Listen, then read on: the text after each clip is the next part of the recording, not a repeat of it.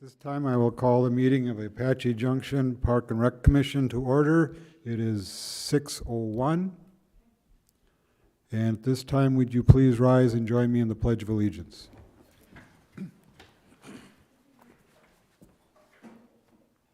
pledge allegiance to the flag of the United States of America and to the republic for which it stands, one nation, under God, indivisible, with liberty and justice for all. Thank you. Would you take the roll, please, Carol?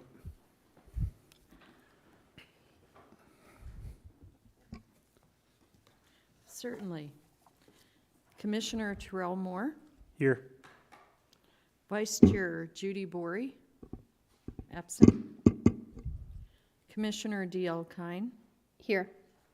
Commissioner Luciano Buzin, absent. Commissioner Frank Shanebeck. Here. Commissioner Heather Moeller. Here. Chairman Wayne Standage, absent. Thank you. At this time, I would call for a motion on the consent agenda. I move that the Parks and Recreation Commission accept the agenda as presented and approve the minutes from the March 2nd, 2022 regular meeting. Do I have a second? I second. Is there any discussion? She's going in for it. We have a roll call, please. Certainly. Commissioner Heather Moeller, Yes. Commissioner Terrell Moore, Yes. Vice Chair Judy Bory, absent. Commissioner D.L. Kine, Yes. Commissioner Luciano Buzin, absent. Commissioner Frank Shanebeck, Yes. Chairman Wayne Standage, absent. All right, thank you. At this time, information regarding activities in park recreation matters.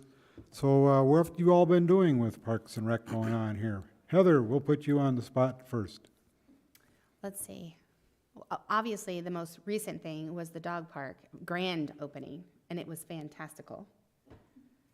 We didn't take our dogs because our dogs have anxiety issues, so we had to wait. Because, it's the first, a big first day, and, there's going to be booths there. You don't know what's going to happen, and since our dogs aren't that chill, we'll just pop by and make a little appearance and say, hey, guys. But it looks fantastic, and they're, even at the time that we came, which was, I think, was 10:30, 11-ish, I ran into Miss Dale Meyerson. I love her. But it was great. We had positive comments from people in the community, and it looked fantastic. Anything else? I feel like I did something. Oh, yes, I did the Easter egg hunt. There you go. Yes, I volunteered at the Easter A egg long time hunt. ago. Yeah, that seems like such a long time ago. Man. But it was fantastic. A great turnout, I felt. I don't know what the numbers are, but it felt like a lot. Thank And you. I think it worked well, too. No pushing and shoving. I didn't have to give anybody the people's elbow. I think it went quite smoothly. Good. Terrell? What a busy, 2 months? But unfortunately, I wasn't able to get into any events. There was an event that we had to do with the Lost Dutchman Marathon ceremony where both Rotary and Parks and Recs were accompanied there, and so it was more of a mingle type scenario. But other than that, I was busy on other stuff, but looking forward to these next couple of months on doing any events that come up that Jamie talks about. Thanks. Dealey? So dog park, it's fantastic. I am not a dog mom, but I like to see other people's dogs because then I can just send them away when they're annoying me.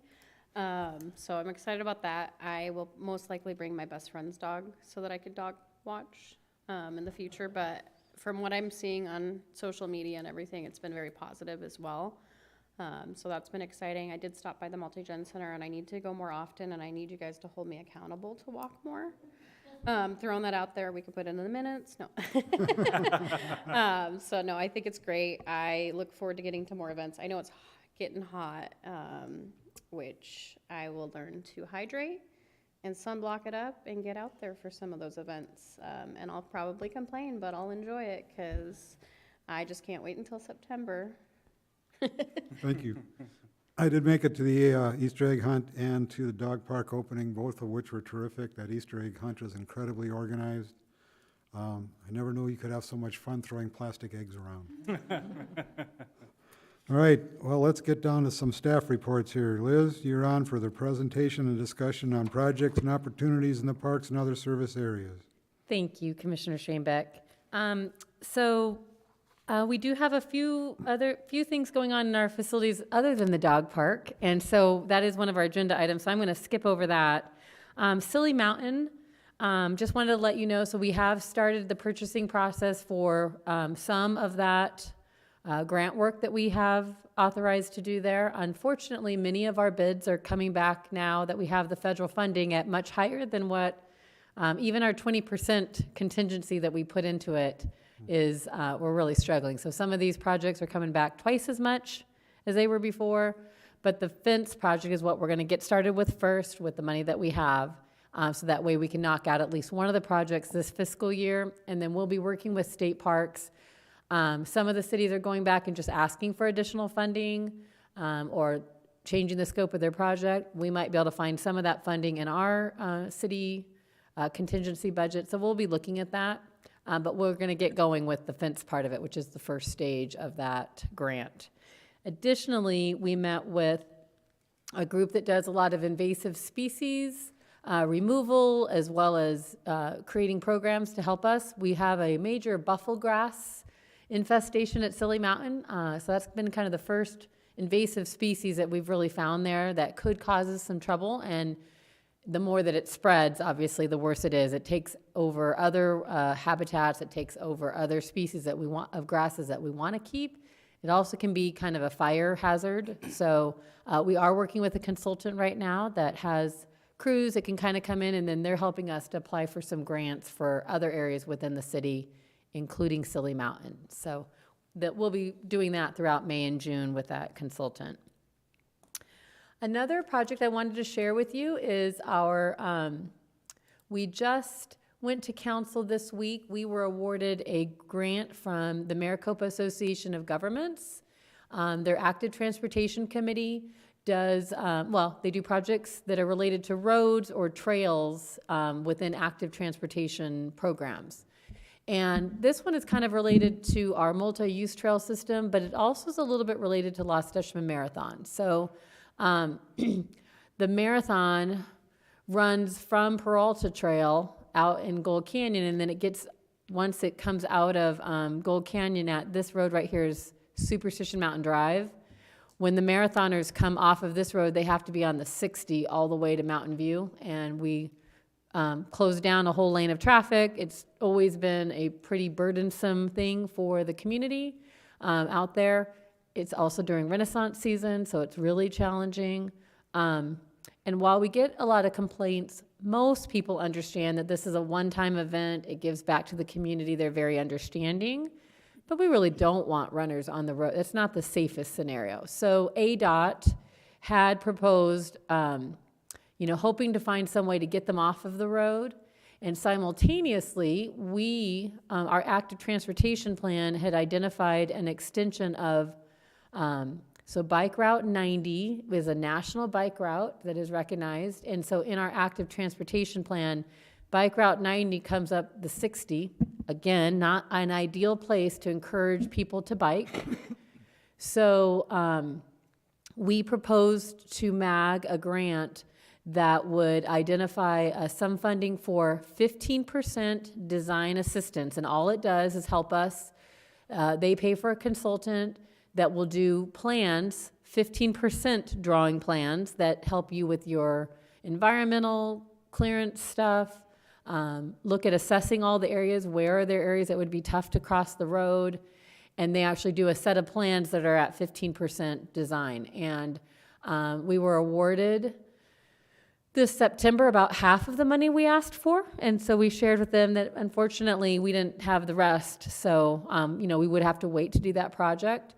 They have something called Closeout Funding that I would imagine is kind of what it sounds like. If they have leftover monies that don't get spent towards the end of the fiscal year, then you can apply for that, which we did, and we received the full amount of the grant. And so it's in total about an $87,000-ish grant.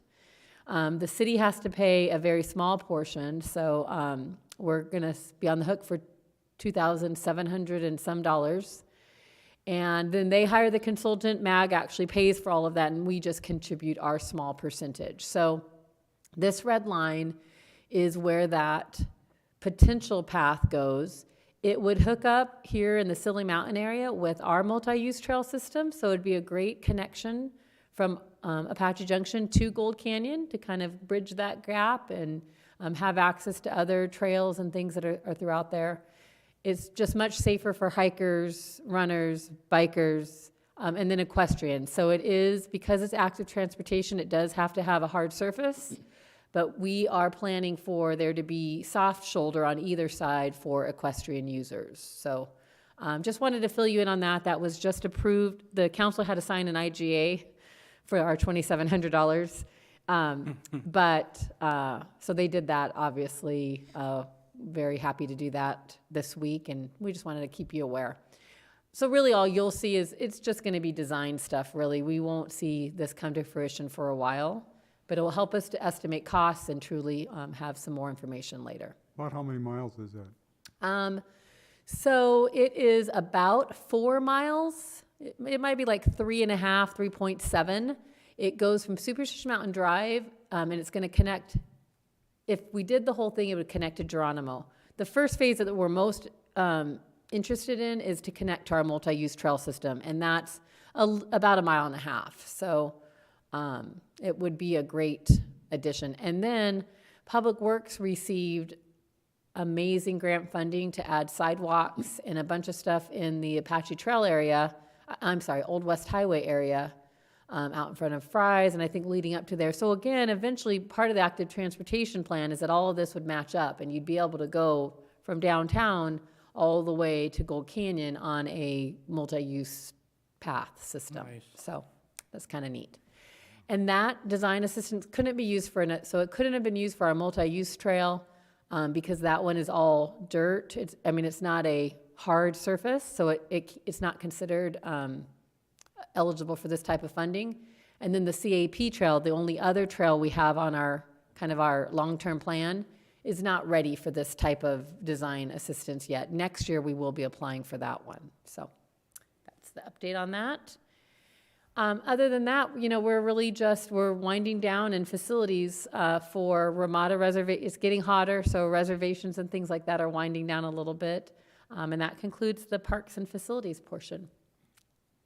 All right. Come on up. Oh, you're right over there, Judy. We'll just have you continue, Frank. Okay.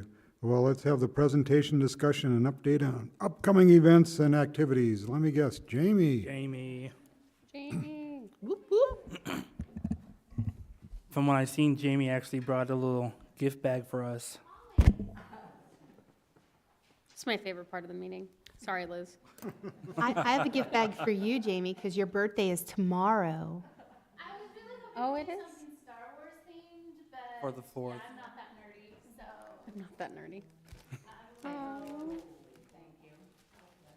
Thank you, Jamie. Thanks, man. Oh, there's a rock. Thank you. It's a work project. You know, I think that we should do this project and maybe next month in June, bring it in and see where we're at.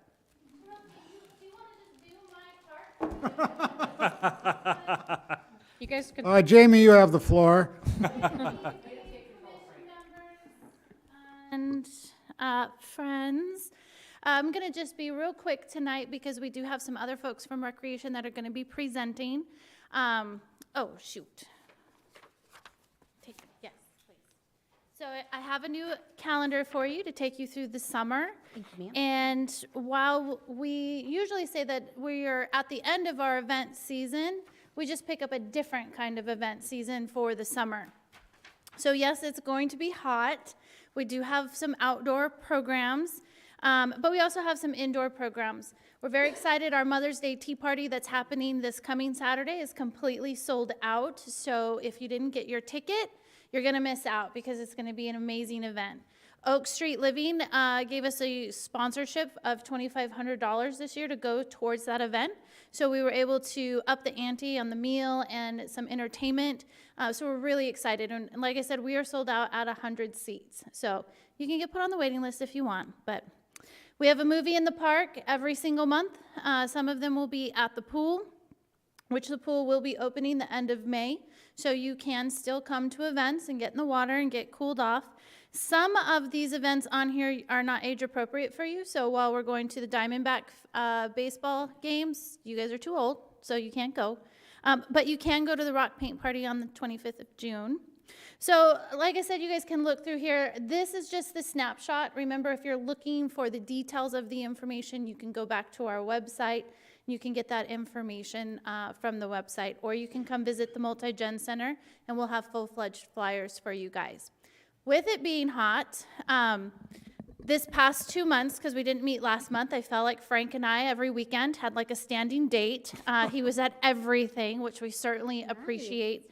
And just so you guys know, our staff might not recognize you right away, but after an event is over with and I share with them, hey, we had commission members or we had council members, they're really proud that you guys get to be there and not just get to hear about it, but that you get to experience it. So know that while you might not get recognized by a staff person right away, or maybe not at all, they do know that you guys are there, and they really do appreciate knowing that you guys are out there experiencing their hard work and put into the community. And I see you, and I appreciate you. So with it being hot, with our events kind of a little bit limited during the summer, I did give you a take-home project that you can do in the comfort of your own house, where it's nice and it's air-conditioned, but it's still recreation. So sometimes in the summer, we move into passive recreation, which is not as active, like maybe you're doing cards or maybe you're doing Scudo or whatever those games are. But this is a little bit of homework for you. I am a rock painter. I started with AJ Rocks, and I've been doing it for a couple of years. So you have the paint, you have the rock, and in here you have a little tutorial so you can paint your own ladybug. Our Ladybug event was intense this year. We expected almost 4,000 people at that event, full of 200,000 ladybugs. Very well received. We partner with Horizon Health on that. So if you didn't go to that event, this is your makeup homework. So yes, so you're welcome to bring your rock in June. I won't be here, but you guys can compare. And I am very competitive. So we would love to see your work, and maybe I'll pick a winner and you'll get another prize. So Easter was huge. We did have a great turnout at Easter for that event. We do expect that our number was close to 3,000, if not a little bit more. One of the things that we were missing, that after COVID, our pancake breakfast did not come back. We worked and partnered with a nonprofit agency for many, many years. It was missed, but it'll also give us an opportunity to relook at that and bring back maybe something different next year. But overall, yes, the event was very well attended, very well organized. This crew right here is the one who stepped in and took that on, as we did not have an event coordinator at the time. We've recently hired Jared Grimm. He was working for us as a full-time special, or as a recreation assistant. And he has moved into the special event and special project coordinator. So you all will get a chance to meet him and learn who he is as we move into, 4th of July and, event season in October. So that's my update. Do you guys have any questions? Which of these activities this summer can you use volunteers at, if any? 4th of July, if you would love to come out for 4th of July, we would love to have you guys there. I would say if there's something here that piques your interest, you feel free to reach out to us. We do have our Cowboys and Cuties. That's a father-daughter dance. Again, you're welcome to come and help serve in a capacity of working at an arts and crafts table, or it's indoors, or helping serve snacks or whatnot. But these events are not the large crowds other than 4th of July that we typically see in that January through February, or January through April timeframe. So, Jamie, can you just share a little bit about the pool opening? So we'll be bringing Jill towards the end of the summer to give us a recap, but maybe just share a little bit about where we're at on summer hiring of aquatic staff and all that? So we start the opening of the pool the Friday before Memorial Day weekend with an event for families. So that's kind of how we kick off our pool season, and then it will open Memorial Day weekend. We're still in the process of hiring our lifeguards. However, we're still in that process, but we feel a little bit more confident and comfortable this year than where we were last year, and we believe we're going to be able to open and extend our hours. Maybe not to the full extent that we used to be, but we've already known that we're going to be adding in a full day back in on Friday. And as we get those folks hired on and completely through the process, we'll be able to hopefully extend those hours even more. A lot of the events that are on here are actually held at the pool. So the Itty Bitty Beach Party, our Read and Rec moves to the pool during the summertime. We do have a full boat of swim lessons, which is critical for us and our priority. And we've already started taking registrations, and our attendance numbers look really good for that program. We did move from the American Red Cross swim program to Starfish program, which enables us to take more kids at one time and assess them as they're all together and then break them up based on their skills. So we're really excited. We think the registration process has gone very smoothly for this, and parents seem to be gravitating a little bit more to it.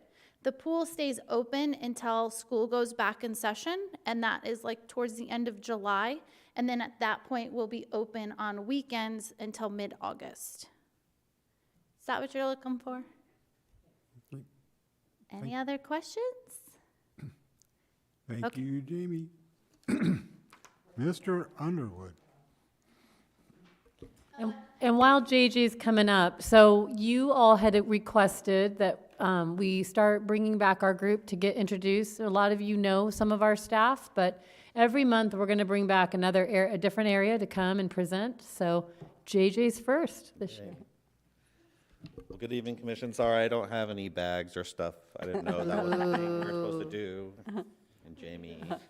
You're Yeah, still a we could. rookie Jamie, at this. thanks. That's Making all. me look bad. I don't even see my presentation. No. All right, let me find it. It's super exciting, so let me find it real fast. It's super exciting. Where is it? I put it in. These lights. I know. I'm gonna have a seizure. Okay. Where's the down here? Okay, there you go. All right. So, like I said, my name is JJ Underwood. I am the coordinator in charge of school programs and senior services here for Parks and Recreation. So, I've been full time for 17 years now. I was part-time before that. So I actually got hired in '98, when I was 16, and then full-time in 2005, so. Wow. So senior services is one of my big areas. So this is kind of a snapshot of our numbers from last year, so a full fiscal year. We do congregate meals, home-delivered meals, and we offer transportation along with recreational activities for our seniors. So this is what we did in 2020 to 21, and we do about 12,000. So with this, we're coming into our 5th year that Parks and Rec has took it over, and each year we've averaged around 12,000 meals a year, 12 to 13,000 meals a year. So we do about 1,000 meals a month in person in our congregate thing, or in our congregate lunchroom. So home delivered meals is about the same. We do about 12,000, 11 to 12,000 also. And we deliver those out, well, our staff that we contract, or the kitchen staff that we contract through, delivers those out. We deliver those 3 days a week to anybody within the city limits. We offer transportation to and from the center, so if you're a senior and you don't have a ride, we give rides to and from the center. And then we offer different recreational activities throughout the week. We have regularly scheduled ones, so we have like arts and crafts, we have like exercise classes, bingo, cards, stuff like that. And then we also offer various ones that we throw on, whether it's like nutritional activities or exercise. We have different doctor's offices come in from around town, local doctor's offices that come in and do doc talks and stuff like that to educate our seniors on anything, whatever topics and stuff that they're looking for, blood pressure checks, different things like that. So each of this is done monthly. We have different parties, as you can see in the picture. That was from our St. Patrick's Day party, where we had a fiddler group come in and do like St. Patrick's Day music and stuff like that. So that's seniors. School programs is my other big area. Go back to seniors also. Mother's Day Tea is my event. Like Jamie mentioned, that's this weekend. We are sold out. We have 100 people coming in. We have food where we're catering with the handlebar, thanks to our sponsor. And then we have a fiddler group coming in to do a string quartet coming in to do nice, peaceful music for the tea event. So we get out our fine china and we just dress up, and it goes from 11 to 1 on Saturday here at the Multi-Gen Center. School programs is our other area, like I said. So I run all of our camp programs. So every break, so whenever the kids are out of school, we run a camp, a week-long camp. We do them in 2 sessions, a morning and afternoon session, and they're themed. And then we also have what's called Parents Night Out. So once a month on the last Friday of the month, we do a Parents Night Out program as a place for parents to drop off their children so they can go do a date night or whatever. Those are themed for different ones. We just had one last Friday. It was Nerf Night. So we had Nerf Wars. We had a bunch of Nerf guns, and we had 22 kids signed up for that one. So field trips, like Jamie mentioned, we have the Diamondbacks coming up, and then we go to Sunsplash. So we take kids down to the Diamondbacks game for a camp day. And then we also go to Sunsplash during the summer. Survive the Night is an overnight teen event that we do at the Multi-Gen Center. We lock them in. We start at 8 o'clock at night, and we go all the way over till 8 the next morning. And then one of the last big ones is our Superstition Sleepover event. We had that in March. That's where we camp out in the park, and for families, we bring in food, and we do different activities and games like that. So, and then just a couple other things. I'm all the liaison with all the schools, so whenever any of the schools need anything, I'm the one they talk to. I'm also part of the Stand Up AJ, which is the Drug Coalition, and the Homeless Coalition. And then the last area is our Youth Advisory Council. We're currently in our 6th year. Right now we have 10 members. We do meet twice a month, so we meet every 2nd and 4th Monday. And then we volunteer at different events and attend different things. So we go to like the League of Cities and Towns conference every year, where we're the flag bearers for that, and they also do a youth commission thing. Just two or 3 weeks ago, we attended a youth summit in Casa Grande, where they got to mix and mingle with other teens and learn different things. So we volunteered a bunch of different things. Like I said, we have 10 members. They volunteered over 300 hours so far this school year, so they've done quite a bit of things. We do stuff pretty much every, I would say, couple times a month, different things going on. And then we do different activities also whenever the council needs. So like we named the dog park. The Youth Advisory Council is also who named Flatiron. So anytime there's anything like that's needed. And that is my area, so. I talked to a couple members of the Youth Advisory Council, and I asked them, do you feel like you're getting heard? And they did. Yeah. They do feel like they are viable. They aren't just a figurehead. It was nice to hear. Mm-hmm. We try not to just do like volunteer events and stuff like that. So they're invited to go to like when the library is doing different types of things to get feedback, or if the council needs any feedback or events, or like Stand Up AJ is looking for teens and stuff like that. We try to get, they were part of the dog park. We had a couple members represent for that, for like the citizen group. Yeah, that's what it is. So try to just not only, we've had them, attend council meetings before. We try to take them to different city departments, so they're not just, volunteering for stuff, just getting them different activity, experience and stuff like that. Do any of them attend the citizen leadership program? We haven't had any do it yet, but that's definitely something I can throw out to them if they would be interested in doing. It's a good way for them to see what, how all the departments work together, and, in the city of AJ. And yeah, or even if they can go to a night. Trying to get them to commit, teenagers to commit to anything is hard to do, so let alone show up to my meetings, but it's definitely something I would be interested in. Well, and keep in mind, so usually a youth advisory council are the kids that are involved in lots of other things. And so 2 nights a month for this, and then most of the time they have a couple of events. Like you said, 2 of them served on the citizen committee. So it might be that one of them might, or if there's a way that Al would be okay with them coming just For one to a night, few nights. It's really hard to commit to, what is it, that commitment for CLI is pretty tough. But great suggestion, and maybe it's something that they could do part of. Yeah, or definitely something we can look at in the future for sure. or even have them do a presentation to that group, Yeah. too, So you were in the front line during the transition to Parks and Rec taking on the senior services. Yeah, I was the first one to take it over. Well- Was that? It was an outstanding job. Oh, thank you. We've watched Park and Rec do amazing flexibility and adjustment. Along with that, your school programs had to adjust from 4-day school day, 4-week, or day school week to 5-day school week. So it's been a remarkable period of adjustment and stepping up to the plate by you folks. Well, thank you. I appreciate it. And thank you guys all for your support. Yeah, it's been crazy. The different things we've done through the school district, just in like running Friday programs or after-school programs. And I feel like we haven't run the same You program. feel a twice. real need in the community. Exactly. And same with seniors. Like, I didn't know how I was going to go taking it over because I mean, obviously Parks and Rec has never done anything like that before. And it's actually become one of my favorite areas. So definitely glad to do it. Well, it's Well, being and also we had COVID, you had to work around all the COVID restrictions and all of that, so phenomenal job, you guys. You wouldn't know how to handle normal. Yeah, for reals. Frank, I appreciate you mentioning that. I was going to share that at the end. So those of you that are newer, so we used to have a nonprofit that ran the senior services out of the Multi-Gen Center. And when they came to us and said, basically, in 3 months, we're not going to be able to provide this service anymore, we really struggled with what to do. And about the same time, the school was kind of shifting again what they were doing with their schedule. And so I really just definitely appreciate how JJ stepped up. I mean, somebody could say I really wasn't hired to do seniors, or that's not, his area's always been in youth stuff. But he stepped in, and he and Justin were, beloved by the seniors. One part for keeping it going and making sure it didn't get lost, but I think they really took you under as their grandson, and I never know I'd have 100. either, yes, 100 grandmas who lecture him and scold, but also love him dearly. So thanks, JJ, for everything you've done there. Yeah, thank you guys. Thank you, JJ.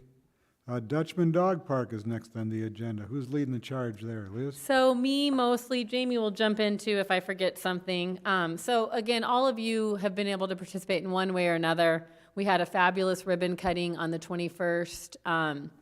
It was a little warm, and I appreciate everybody going with the flow. It's definitely been a challenging last, little bit trying to decide if it was going to be ready and if everything was going to be installed. But our contractor, Scholl's Contracting, they did an excellent job. And then the grand opening. So again, Jamie and the citizen group really worked hard to figure out what would be incorporated into that, as well as our rules and regulations, and really thinking through what would bringing hundreds of dogs at the same time to the park look like. And we were a little nervous, but I think they incorporated a lot of things that, whether they were fully implemented or not, our ribbons and all those things, I think those were great attempts to keep dogs of different levels separated. And I think we did a really great job in that way of making it as positive as possible. So construction wrapped up. We're now in our 90-day maintenance period, and I wanted just to mention, so the landscape company that did all of the landscaping, they actually are the ones providing all the maintenance for the next 90 days. So our guys will obviously go in daily and do minor stuff. We did have some issues with our controller, so our grass was looking amazing, and now if you kind of look at it, it's starting to look pretty worn. It's not worn from dogs yet. It's really our controller and some of those things. The timing has been off a little bit, and so they're working on that. But it is under our 90-day warranty, so they have to kind of keep that, they're on the hook for, making that okay. And I have every confidence that they will make sure that it's looking great. Now is also the time for transitioning, though, of grass. Anytime from April until, sometime here in May, the winter grass will transition out, and it'll die. And then the summer grass will come up through that. So that's going to be common anyways, but it's definitely forcing it a little bit more than usual. So we have some plans of addressing that. Other than that, the only major things that, and I should say minor things that people have mentioned, we're looking at adding some more benches. Definitely shade. While there's a lot of great shade, and I don't think people realize if we'd gone someplace new, there'd be no shade.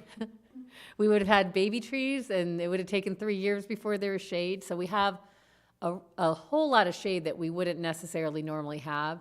But we've been encouraging everybody to understand that there are trees planted on the west side of the park. They'll mature, and they'll offer a lot more shade. There is a little area where we're going to plant some more trees that we've identified as well. So there's a few little minor things. Our park rangers are actually really happy with how things have been going. We haven't had any major issues.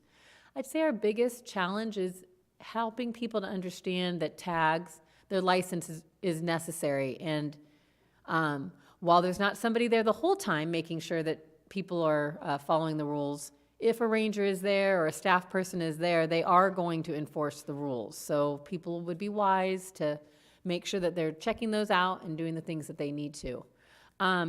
We reached out to animal control. They saw all of their license sales has doubled from this time last year, as well as the week that we opened from the week prior. So they're thrilled because more licenses in the communities really is a positive thing. It helps with just the animal control's purpose in our community. And so they were thrilled with that. Shows us that people are listening. You know, most people have been very kind about getting that done. There's a handful that are a little grouchy about it, but ultimately, you know, if they want to visit the dog park, then it's a necessary item. We had about 400 people attend the grand opening, and so that was really spectacular. They were there mostly from that 8 to 11 time frame. 11 to noon, it got pretty warm. Our reserved area has really taken off. Animal control has started some of their save dates. We have 33 reservations from now until about mid-June already in there. 9 of those are individuals, like individual people. So those 9 are coming up in the next week or two. We anticipate that to be similar to Ramada's, where that'll grow over time.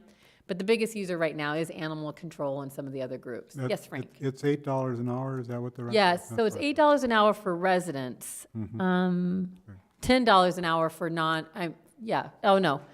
$10 an hour for non-residents. And I have to remember, it's on BLM patent, so it can't have commercial. So there's no for-profit rentals there. Right. Okay, I think that was everything I had on my list to share. Any other questions about the dog park? There was one concern that came up on social media about the plants right inside the opening. So we saw that. I think, Jamie, you shared that with me. So I think they're confused. So we have lady slippers there.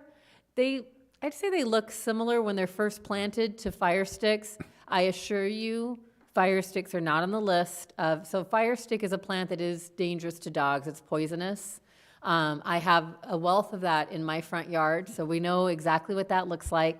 The plant that they're talking about is lady slipper, and it is not poisonous to dogs. So I'm glad you brought that up.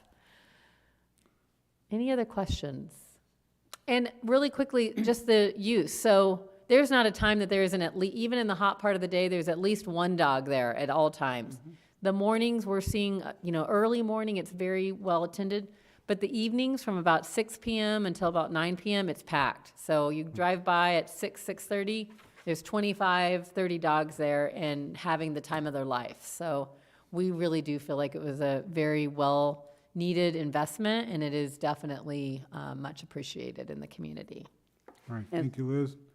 Yep, as I came around that corner today, it was really fun to watch the dogs playing actually in the water because the sprinklers were going and they were running through the water.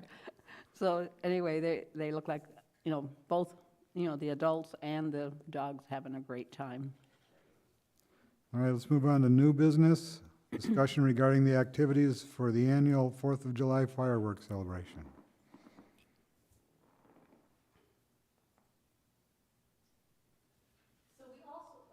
Turn myself off. We also presented on this at a work session to council just to keep them aware, and we just want to keep you aware of what we're working on with our fireworks. So we have 2 big issues this year. One was that the school, and we're so happy for them, they are renovating their track. So it's been in really a condition that is just not safe and that they are not able to use for track and field.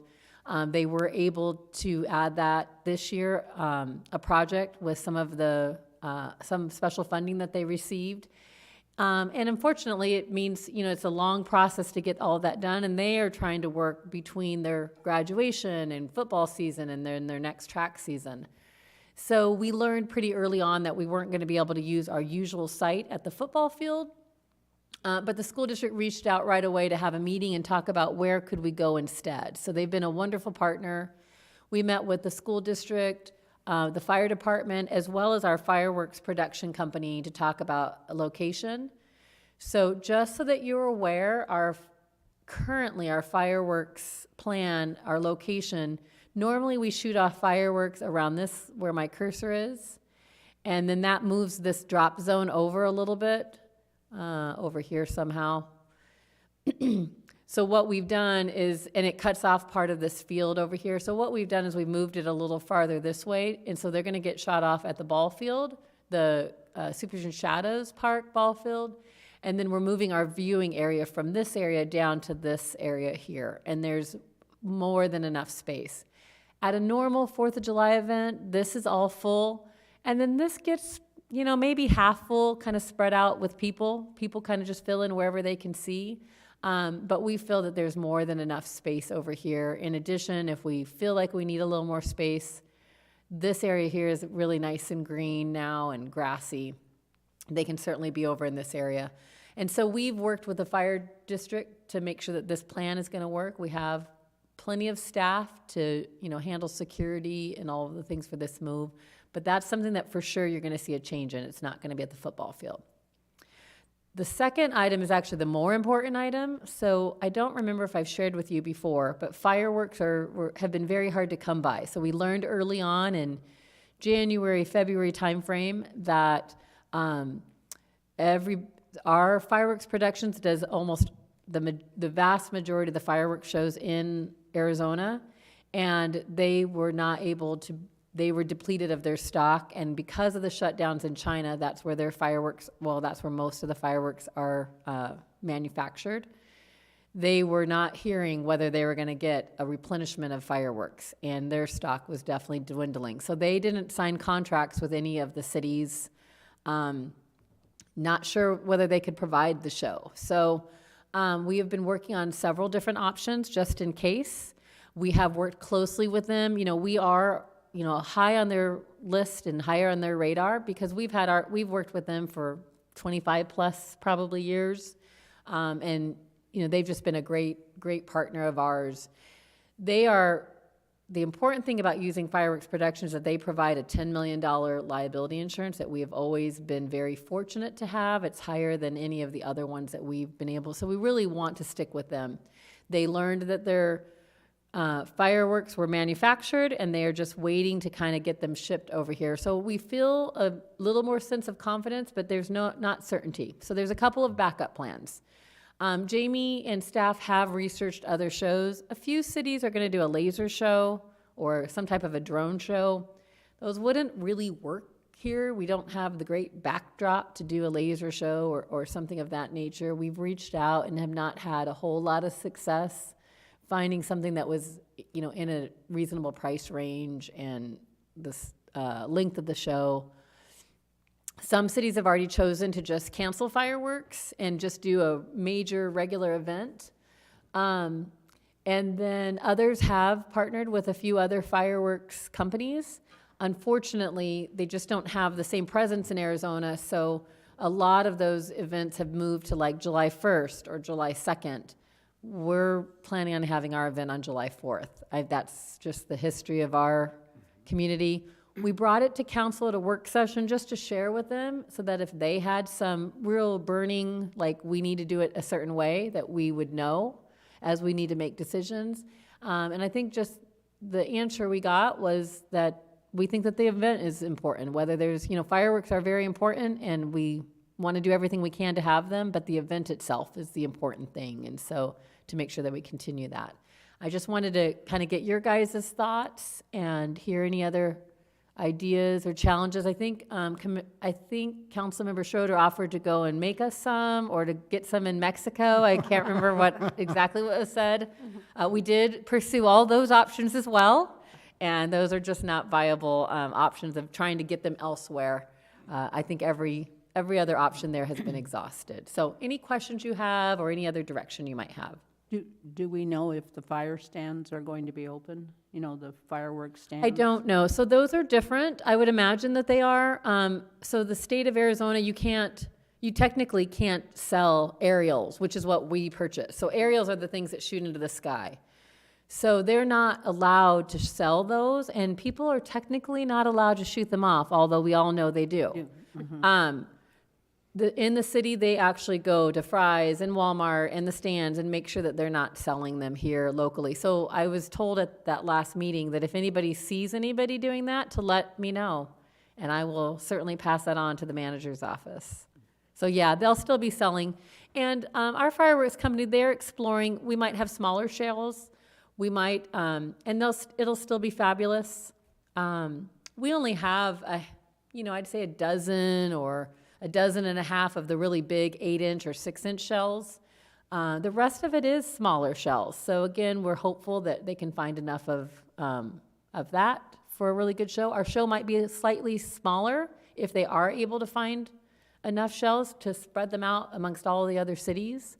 So again, we just want you to be aware, and as we know what our plan is, we'll definitely be communicating that, and we just would appreciate you helping us to share with the community that everything is being done to have a fabulous 4th of July. We placed our bet. Yes, yes, exactly. All right, thank you. Anybody else have anything on the 4th? All right. Riley, you're finally up. New software, huh? New software, yes. I'm sure it's going smoothly. It's going great. We are excited about it. Let me pull it up for you guys.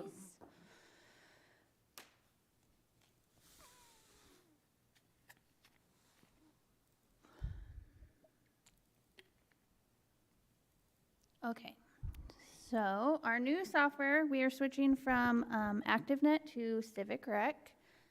I'm going to log in on the back end, and then I'll bring you to the customer side. So give me just a minute. And while Riley's doing that, I'll just mention that we haven't gone live yet on that side of it. We're still in ActiveNet. We're fine-tuning some things and working on processes, but this will be something that will be getting rolled out. We just wanted you to kind of be aware and hear a little bit about it.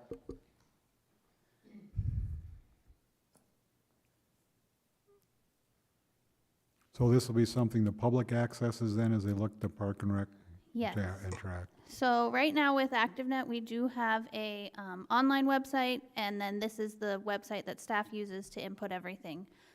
So it's going to be the same. So this will be the website that the public gets to see when they go to register for something or they're looking for information.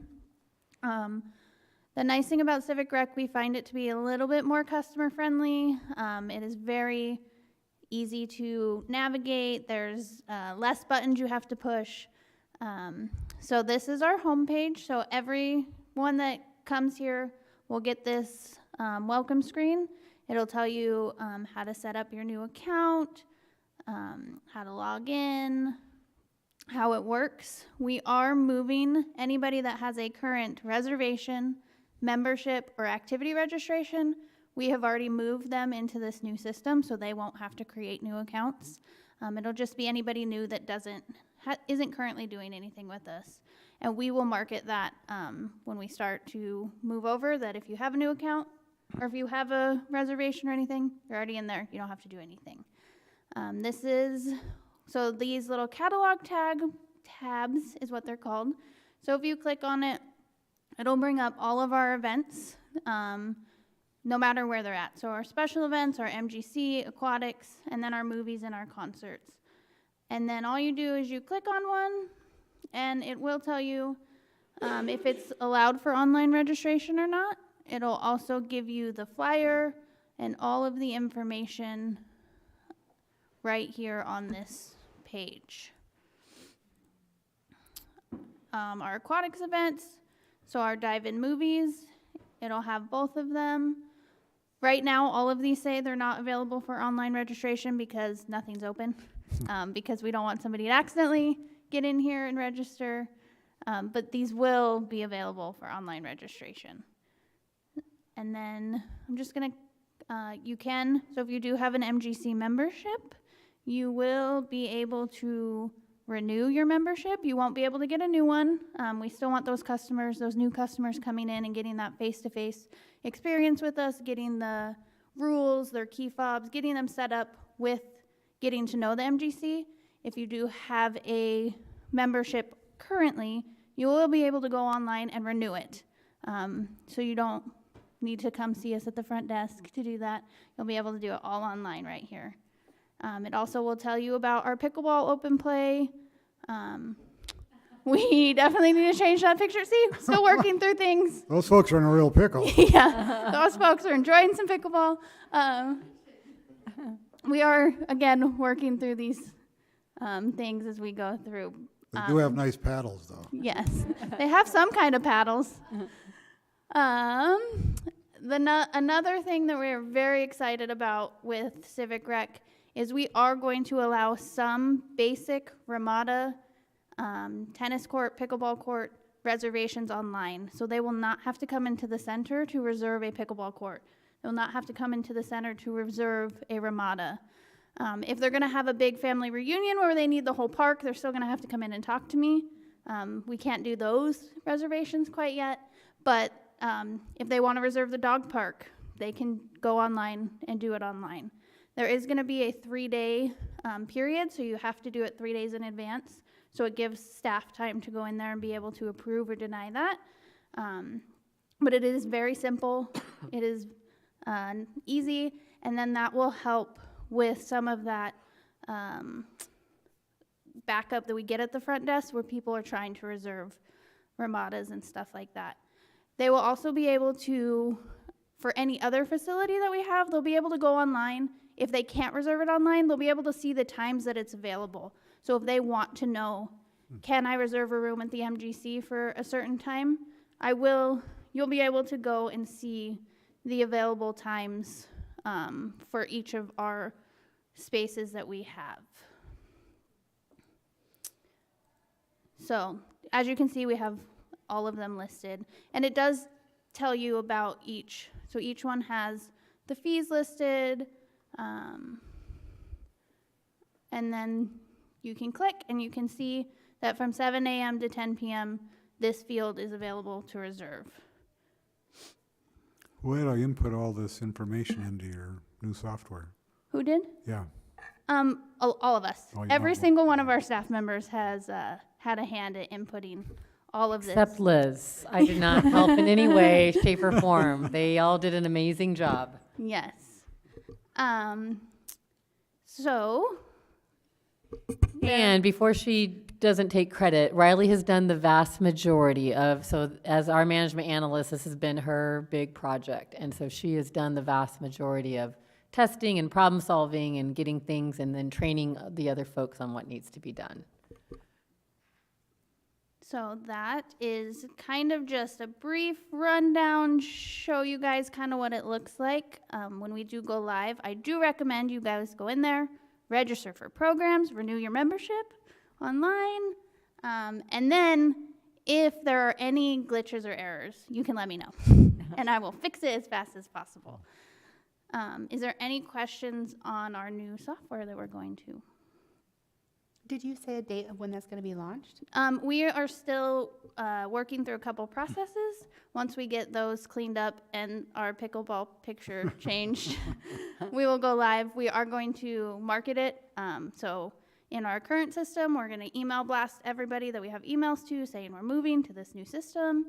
We will post it on Facebook, Instagram, all of those once we have that set date. We're just working through a few more kinks. All right, thanks a lot. Looks good, Riley. Thank you. Looks That looks great, really nice. looks great. Well, that takes us to call to the public, and I recognize all these faces here, so I don't think we're going to have a call.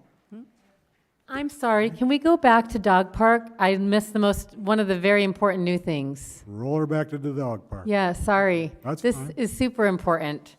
So our dog park art, public art, I had left that off. And actually Terrell, so while he claims that he didn't participate in any of our events, he participated in like an all-day public art panel. So he was our representative on the art panel. He's the one who had volunteered from all of you guys to be a part of that. And so we're going to let Terrell just share a little bit about that experience.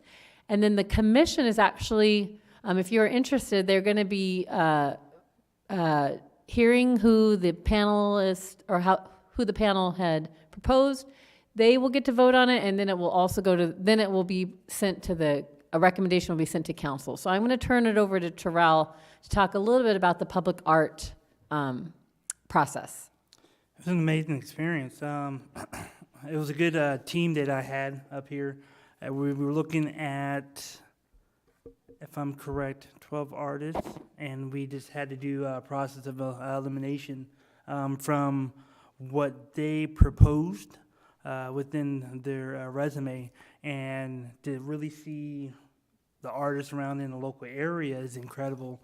So that was a good experience, and also those who came from different close states.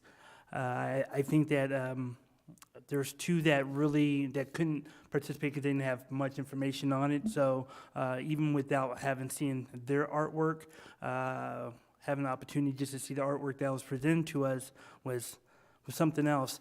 I think even for me, there was two that really stood out. And those two that really stood out, one of them is actually the one that we picked, and then the other one is the alternative. So I'm very excited to have you guys kind of see the artist and just the work that he's going to do for us. I totally forget space on it, and I think that we're still not revealing who the artist is, but if I can't even get no spoiler alerts either. You So- can't. so I did even- check on it, Terrell, Yeah. because I was thinking, so I will say if you're interested in knowing more, they already have their Legistar item up on the website. So where you can see agendas, the Public Art Commission agenda has already been posted for Monday. And Monday is whenever they will share with the whole commission. So they had a couple of members, and then we were given a spot on the panel. And then there was a couple of artists, as well as Yes, somebody yes. that is in the professional world, has done a lot of this from another city, I think. Is that correct? Correct. Okay. And Chandler? Yes, Yes. that's correct. And so hopefully even we're looking at if anything else were to come along, as that was the first voting, I forget what Yeah. the title was, that in the near future, if something else comes up, to where they're looking to open up seats. So yeah, it's pretty interesting. And I encourage those who are not artists or really into the artistic world to look into it, because it's something cool for all of us. Thank you. Thank you. Sorry about that. That's okay. Glad to catch up on that. Yeah. Okay, that takes us to the call for future agenda items. Yes, call to the public. We have somebody. I believe you know the rules. So you have to read the rules. I'm going to Frank. have to Sorry. read the rules. All right. The Arizona open meeting law allows individuals to address commission on any issue within the jurisdiction of the commission. Commission may not answer your questions or discuss your comments at this time. However, at the conclusion of the call to the public, commission may do any of the following: respond to criticism made by the individual who addresses the commission, ask the staff to review a matter, ask the staff to place the matter on a future agenda. Commission shall not discuss or take legal action on matters raised at the call to the public unless the matters have been properly noted for discussion and legal action. Please stand, approach the podium microphone, state your name and address. After being called to speak, there's a 3-minute time limit per speaker. Please. Thank you. My name Sarah Moore, 446 South Omo Circle. First time to come up here and speak to you guys. I actually just had a suggestion while you guys were talking about the dog park, especially because of the shade. A thought that came to mind was, in order for the community to get more involved, what about a possibility if there could be like 3 different types of trees, and people can purchase a tree So then that way, the cost isn't on Park and Recs, it's not on the city, it's gonna be a donation from the community. And you can even take it a step further. It could either be donated anywhere in the park, or maybe have specific zones to where they can actually pick the zone, so they kind of know where their tree is going. That's all. Thank you very much. Liz, I see you're taking notes. Okay, well, other than that, future agenda items. We'll go around the room. Dealey? Let's bring the tree discussion back. I would like to hear more about maybe potentially moving that forward. Okay. Judy? I'd like to hear about if we're going to do the tags on the fences, or what kind of memorial kind of things are we going to do? We'll lump that together, just other opportunities for donations, because Jamie also has she's had some interest from even other donors on, we want to add another poop bag. We don't need to discuss it, but we will bring it back Okay. and talk about other donor opportunities, and that's definitely one of them that we should have more information about by the next meeting. Donor opportunities at the dog park. And the same with benches, the added benches too could be, designated by a community member or. I like it. Heather? Oh, I'm just looking forward to see how smooth things go with the pool. Like, in regards to make sure everything is all staffed and fantastic. It's gonna be a great summer. Okay. Terrell? No. All right, thank you. Selection of meeting dates, times, location, and purpose. I need a motion. I move that the Parks and Recreation Commission hold a regular meeting on June 1st, 2022 at 6 p.m. in the City Council chambers located at 300 East Superstition Boulevard. Do I have a second? I'll second that. Thank you. Moved and seconded. Is there any discussion? I would like a roll call vote, please. Sure. Commissioner Frank Shanebeck, Yes? Commissioner Heather Muller, Yes. Commissioner Terrell Moore, Yes. Vice Chair Judy Bory, Yes. Commissioner D.L. Kine, Yes. Commissioner Luciano Bootson is absent, and Chairman Wayne Standage is absent. So it is unanimous. Thank you. Before we adjourn, at the dog park ceremony at the grand opening, a lot of people got recognized, but one person didn't.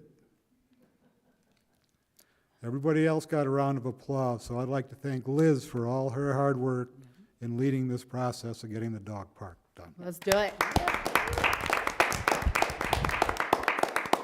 And on that note, we adjourn at 7:03.